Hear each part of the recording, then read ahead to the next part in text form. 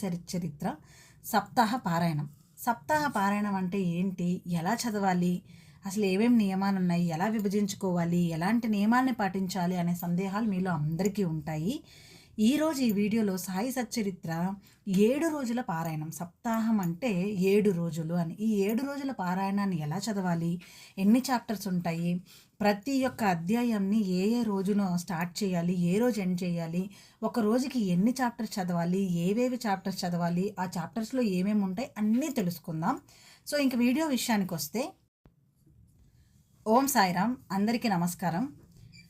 చాలామంది సాయి భక్తులకి మనసుకు ప్రశాంతత కలగాలన్నా, ఒక ఒడిదుడుకులు పోవాలన్నా, కష్టాలు పోవాలన్నా, మనసుకి ఒక హాయి ఆనందం కలగాలన్నా ప్రతి ఒక్కరూ చేసే ఒక గొప్ప కార్యం ఏంటంటే సాయి చరిత్ర సప్తాహ పారాయణం. సప్తాహ పారాయణం అంటే ఏంటి? ఎలా చదవాలి? అసలు ఏమేమి నియమాలు ఉన్నాయి? ఎలా విభజించుకోవాలి? ఎలాంటి నియమాల్ని పాటించాలి? అనే సందేహాలు మీలో అందరికీ ఉంటాయి. ఈరోజు ఈ వీడియోలో సాయి సచ్చరిత్ర 7 రోజుల పారాయణం. సప్తాహం అంటే 7 రోజులు అని. ఈ 7 రోజుల పారాయణాన్ని ఎలా చదవాలి? ఎన్ని చాప్టర్స్ ఉంటాయి? ప్రతి ఒక్క అధ్యాయంని ఏ రోజున స్టార్ట్ చేయాలి? ఏ రోజు ఎండ్ చేయాలి? ఒక రోజుకి ఎన్ని చాప్టర్స్ చదవాలి? ఏవేవి చాప్టర్స్ చదవాలి? ఆ చాప్టర్స్లో ఏమేమి ఉంటాయి? అన్నీ తెలుసుకుందాం. సో ఇంక వీడియో విషయానికి వస్తే, మనకి పారాయణ యొక్క ప్రాముఖ్యతను తెలుసుకుందాం. సప్తాహ పారాయణం అంటే సాయి సచ్చరిత్రలోని 51 అధ్యాయాలను 7 రోజుల్లో కంప్లీట్ చేయడం. 7 రోజుల్లో ఎలా పూర్తి చేయాలి అనేది ఒక ప్రశ్న. అండ్ నిష్ఠతో పాటించాలి, నిష్ఠతో చదవాలి. లేదు మీకు కుదరలేదు, మీరు చదవలేకున్నారు, మీకు అందుబాటులో లేదు అని అంటే సచ్చరిత్ర చదివిన వీడియోలు ఉంటాయి, వాటిని విన్నా సరిపోతుంది. బిజీ షెడ్యూల్స్లో అందరికీ చదవడం అనేది కుదరదు. సో వింటూ మీరు ఆ పర్టికులర్ ఇప్పుడు ఒక రోజు ఇన్ని అధ్యాయాలు కంప్లీట్ చేయాలంటే ఆ అధ్యాయాలన్నీ వింటూ అయినా కంప్లీట్ చేయొచ్చు. ఇలా ఏ విధంగా అయినా చేయొచ్చు. సో మనం ముందుగా ఇప్పుడు ప్రారంభించాలి అనే విషయానికి వస్తే, సాధారణంగా దీనిని గురువారం ప్రారంభించి తదుపరి బుధవారం నాటికి పూర్తి చేస్తారు. సో బాబా స్వయంగా హేమత్ పంత్ గారి ద్వారా రాయించిన ఈ గ్రంథం, హేమత్ పంత్ రాశారు. హేమత్ పంత్ మరాఠీ భాషలో రాస్తే, తెలుగులో చాలా రచయితలు ఉన్నారు. వాటిని సేమ్ ఏవైతే రాసున్నారో అవన్నింటినీ అనువదించడం జరిగింది. ఈ గ్రంథాన్ని ఎవరైతే పూర్తిగా శ్రద్ధ సబూరితో చదువుతారో వారి ఇంట అనుకూల శక్తి పెరుగుతుంది. అండ్ వాళ్ళ కోరికలు నెరవేరుతాయి, వాళ్ళ కష్టాలు నెరవేరుతాయి. ఏదైనా ఆటంకాలు ఉన్నా ఆయన నమ్మి బాబా పట్ల మనకున్న భక్తి మరింత బలపడుతుంది. ఎందుకంటే ఎన్నో సిచ్యువేషన్స్ సచ్చరిత్రలో ఉంటాయి, అవన్నీ చదవడానికి దోహదపడుతుంది. సో మనకి ఈ 7 రోజులు ఎలా విభజించుకోవాలి అనేది చార్ట్ రూపంలో నేను ఇక్కడ మెన్షన్ చేస్తున్నాను, చూడండి. సో నేను ఇక్కడ ఏదైతే ఒక టేబుల్ చూపిస్తున్నానో దీన్ని విభజన మనం ఈ 7 రోజులు ఏ రోజు ఏమేమి చదవాలి అనేది క్లియర్గా చెప్పుకుందాం. ఫస్ట్ రోజు 1 నుంచి 9 అధ్యాయాలు చదవాలి. ఈ 9 అధ్యాయాల్లో ఏమేమి ఉంటాయి అంటే, బాబా షిరిడీ రాక, షిరిడీకి ఎలా వచ్చారు ఏంటి, దాని తర్వాత గోధుమలు ఎలా విసరడం, గోధుమలు విసిరి దాంట్లో శ్రద్ధ సబూరి గురించి ఎలా మెన్షన్ చేశారు, ఇవన్నీ ఉంటాయి. గురువు యొక్క ప్రాముఖ్యత, గురువు ఏంటి, గురువు మనకు ఎందుకు అవసరం, మన జీవితంలో గురువు చేసే అద్భుతమైన కార్యాలు ఏంటి, ఇవన్నిటి గురించి మనకి 1 నుంచి 9 అధ్యాయాల్లో మెన్షన్ చేసి ఉంటారు. ఫస్ట్ రోజు అంటే గురువారం రోజు మనం ఈ పారాయణ అనేది స్టార్ట్ చేయాలి. ఈ 9 అధ్యాయాలు అనేది ఫస్ట్ కంప్లీట్ చేయాలి. రెండవ రోజు ఏం చేయాలి అని అంటే 10 నుంచి 15 అధ్యాయాలు చదవాలి.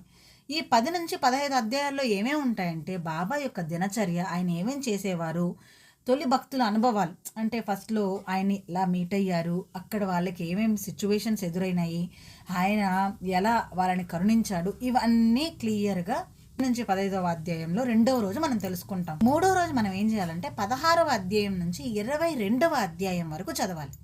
ఈ 22వ అధ్యాయం వరకు ఏముంటాయంటే ఆధ్యాత్మిక బోధనలు, దక్షిణ యొక్క ప్రాముఖ్యత, దక్షిణ ఎందుకు తీసుకునేవారు, ఆ దక్షిణలో ఉన్న అంతరార్థం ఏంటి. కొంతమంది భక్తులు నేను బాబాకి ఇవి సమర్పించాలనుకుంటున్నాను, ఇంత సమర్పించాలనుకుంటున్నాను అని మర్చిపోతారు.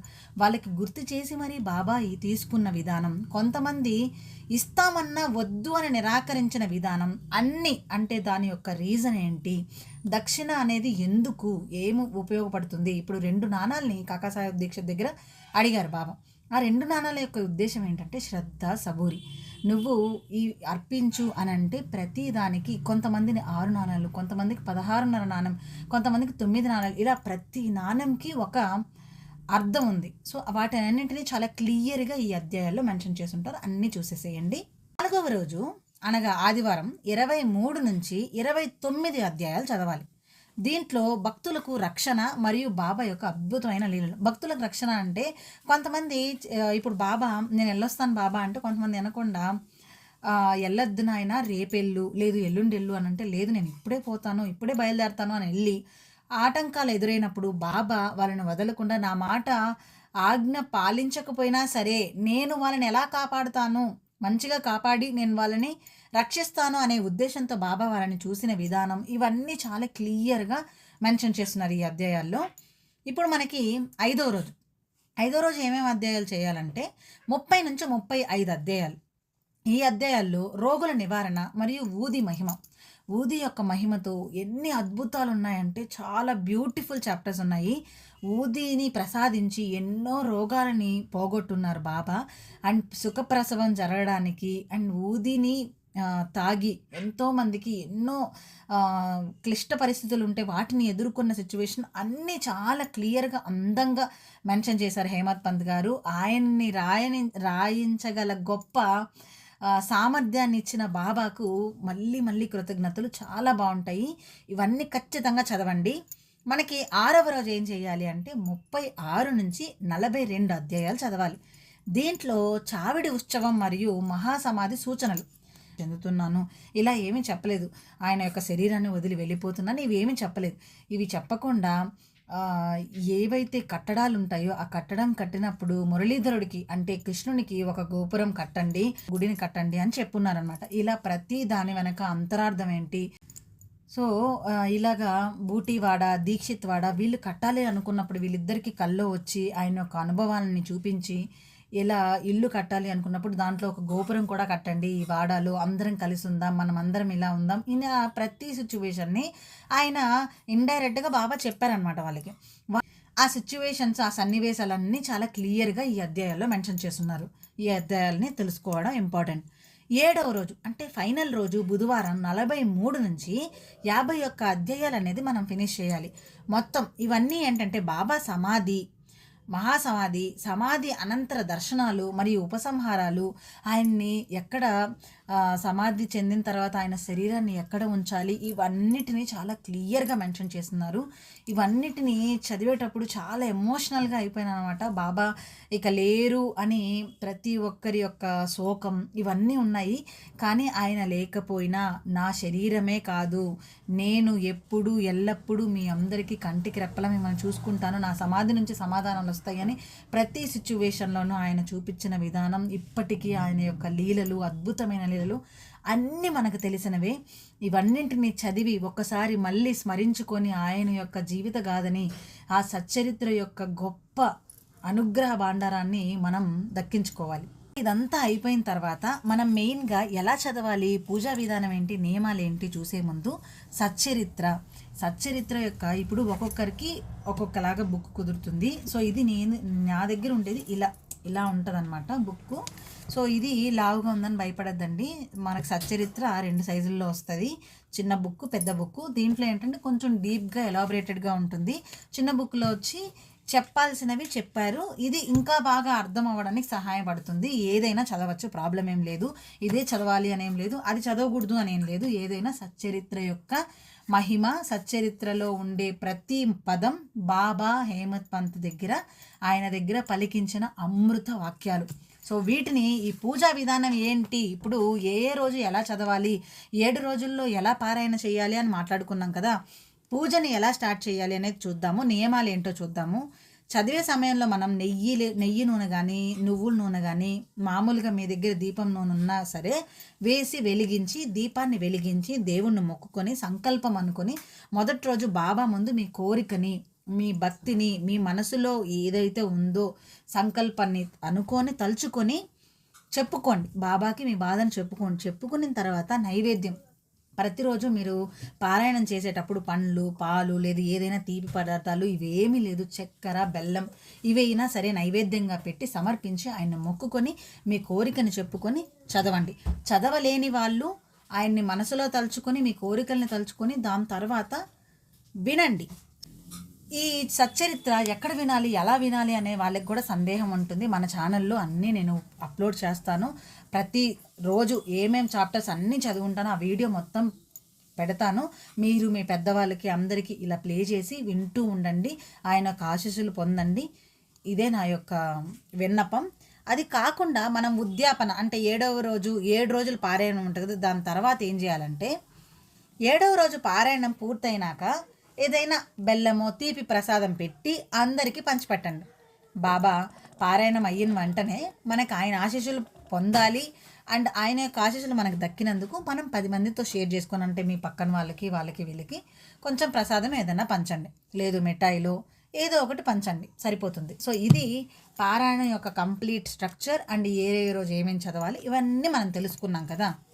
ఇంకో ముఖ్యమైన విషయం ఏంటంటే సాయిబాబా ట్రస్ట్ వాళ్ళు సాయి సచ్చరిత్ర పారాయణ ఉత్సవాలు అనేది జరుపుతారు ప్రతి సంవత్సరం. ఈసారి ఆగస్టు 13 నుంచి 21 వరకు ఈ పారాయణ ఉత్సవాలు అనేది జరుగుతుంది. 13 నుంచి 19 వరకు పారాయణం అనేది జరుగుతుంది. ఈ పారాయణంలో ఏమేమి ఉంటాయి ఈ సెరమనీలో అనేది చెప్పుకుందాం. ఆగస్టు 13 గురువారం ఉదయం 6 గంటలకి సమాధి మందిరం నుండి పారాయణ మండపం వరకు మనకి గ్రంథం మరియు బాబా ఫోటోతో శోభాయాత్ర, ఇప్పుడు గ్రంథంని బాబా ఫోటోని ఊరేగిస్తారనమాట. ఊరేగించిన తర్వాత సప్తాహ పారాయణం అనేది స్టార్ట్ అవుతుంది. 13 నుంచి ఆగస్టు 19 వరకు భక్తులు మరియు పారాయణదారులు అంటే ఎవరెవరైతే హెడ్స్ ఉంటారో చదివే వాళ్ళు ఉంటారో వీళ్ళందరూ చదివి రోజువారి అధ్యాయాలను పారాయణ చేస్తారు. లైవ్లో కూడా మెన్షన్ చేస్తారు, చూద్దాం. అన్ని వీడియోలు కూడా మీకు పోస్ట్ చేస్తాను. ఆగస్టు 20 నాటికి ఏమవుతుందంటే మొత్తం 53వ అధ్యాయం అవతరణిక. ఈ అవతరణిక అనేది మీలో ఎంతమందికి తెలుసో నాకు తెలీదు. 51 అధ్యాయం వరకు ఏవైతే ఉన్నాయో అవన్నీ మనం 7 రోజులు సప్తాహ పారాయణం. దాని తర్వాత నెక్స్ట్ డే అవతరణిక అని సాయి సచరిత్ర గ్రంథంలో ఏమేమి ప్రతి అధ్యాయం యొక్క ముఖ్యమైన సారాంశం, టైటిల్ ఇవన్నీ వస్తాయి. ఆ మొత్తం ఉండే 8 ప్రత్యేకతలు ఏంటి అంటే హెల్త్ క్యాంప్ ఉంటుంది అండ్ సాయి ఆశ్రమం భక్తి నివాస్ ఉంటుంది కదా, అక్కడ మండపం గేట్ 3 శతాబ్ది మండపం, భక్త నివాస్ శతాబ్ది మండపం దగ్గర గేట్ 3 దగ్గర ఈ పారాయణం అనేది జరుగుతుంది. హెల్త్ క్యాంప్ జరుగుతుంది. 7 రోజుల పారాయణం జరుగుతుంది. దాంతోపాటు సాంస్కృతిక కార్యక్రమాలు, ఉత్సవాలు ఇవన్నీ జరుగుతాయి, అంగరంగ వైభవంగా జరుగుతాయి. ఇంకెందుకు ఆలస్యం, పారాయణం చేసుకుంటూ మనం ఇక్కడ చేసుకుంటూ షిరిడీలో జరిగే ఈ యొక్క పారాయణాన్ని చూసి ఆనందిస్తాం. అందరికీ ఆయన యొక్క ఆశీస్సులు ఉండాలని కోరుకుంటున్నాను. చూసారు కదా, చాలా సులభమైన పద్ధతిలో సాయి సచ్చరిత్ర పారాయణం ఎలా చేయాలి ఈ వీడియో కానీ మీకు అంత కంప్లీట్ డీటెయిల్స్ చూసారు కాబట్టి ఈ వీడియో మీకు నచ్చినట్లయితే లైక్ చేయండి, షేర్ చేయండి, సబ్స్క్రైబ్ చేయండి. సాయి భక్తులు ఎవరెవరైతే ఉంటారో వాళ్ళందరికీ ఈ వీడియోని షేర్ చేయండి. అండ్ ఇలాంటి మరెన్నో రాబోతున్నాయి ఛానల్లో, వీటన్నింటి కోసం సబ్స్క్రైబ్ చేసుకోండి, 10 మందికి షేర్ చేయండి. ఇలాంటి ఆధ్యాత్మిక సంఘటనలు అండ్ సచ్చరిత్రకు సంబంధించి బాబా నిజ జీవితంలో చేసినవన్నీ ఎన్నో ఎక్స్పీరియన్సెస్ అన్నీ ఉన్నాయి, అవన్నీ మాట్లాడేసుకుందాం. ఓం సాయిరామ్, సాయినాథార్పణమస్తు. ఓం శ్రీ సచ్చిదానంద సద్గురు సాయినాథ్ మహారాజ్ కీ జై.